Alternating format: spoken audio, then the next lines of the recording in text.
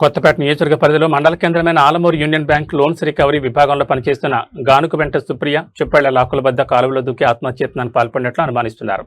Alamuru SI Naresh తెలిపిన వివరాల ప్రకారం కడప జిల్లా సింగారెడ్డిపల్లికి చెందిన సుప్రియ కొంతకాలంగా ఆలమూరు యూనియన్ బ్యాంక్ బ్రాంచ్లో ఆర్టీవీకు పనిచేస్తున్నారు. చుప్పళ్ల లాకల వద్ద సోమవారం ఉదయం స్కూటర్ చెప్పులు, స్కూటర్ తాళం కళ్లజోడు పెట్టి కారులోకి దూకినట్లుగా భావిస్తున్నామన్నారు. ఆమె కారులోకి దూకారా లేక వీటిని ఇక్కడ వదిలేసి ఎక్కడికైనా వెళ్లిపోయారా అన్నది తెలియడం లేదని అనుమానం వ్యక్తం చేశారు. స్థానికుల సమాచారం మేరకు చుప్పళ్ల మూలస్థానం వద్ద కాలువలో గజఈతగాళ్లతో గాలింపు చర్యలు చేపట్టినట్లు తెలిపారు. బ్యాంక్ అధికారులు ఇచ్చిన సమాచారంతో కేసు నమోదు చేసి దర్యాప్తు చేస్తున్నట్టు చెప్పారు.